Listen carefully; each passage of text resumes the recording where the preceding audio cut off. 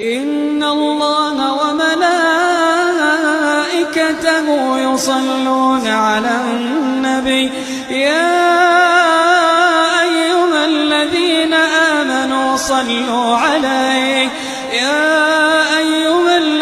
آمنوا صلوا عليه وسلموا تسليما.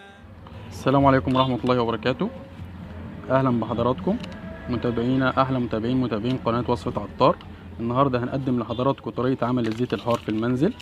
المقادير هتظهر لحضراتكم حالا على الشاشة. هنجيب من عند أي عطار بذور الكتان، موجودة في أي محل عطار. المقادير قدام حضراتكم هي على الشاشة للي حابب يعمل الزيت الحار في البيت. زي ما قلت لحضراتكم هنجيب بذور الكتان من عند أي عطار، وطبعا هننقيها من أي شوائب متعلقة بيها الأول، ده قبل أي حاجة. بعد ما هننقيها من أي شوائب هنطحنها كويس وهننعمها على قد ما نقدر علشان خاطر نحصل على أكبر كمية ممكنة من الزيت الحار. بعد ما هنطحنها كويس هنجيب برطمان فاضي وهنحط فيه كمية بذور الكتان المطحونة في البرطمان زي ما حضراتكم شايفين قدامكم. هنحط بذور الكتان المطحونة جوه البرطمان،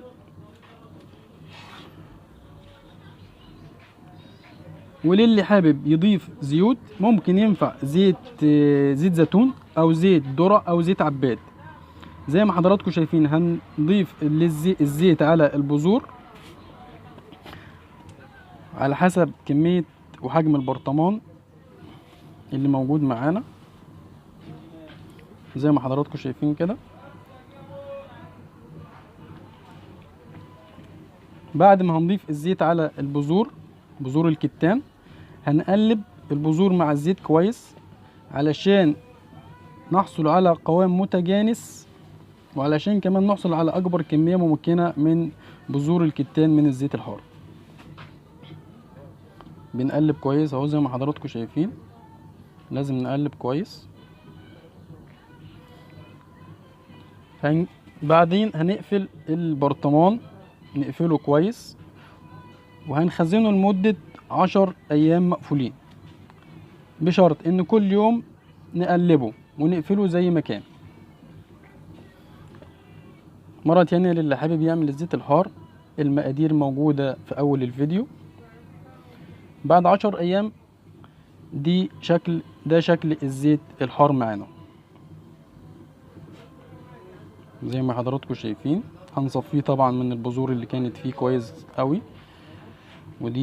ده شكل الزيت الحار بعد 10 أيام.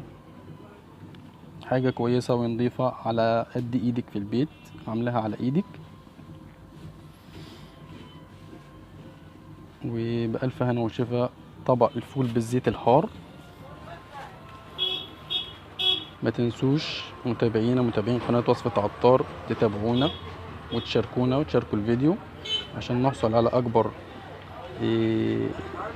مشاركة وأكبر إفادة.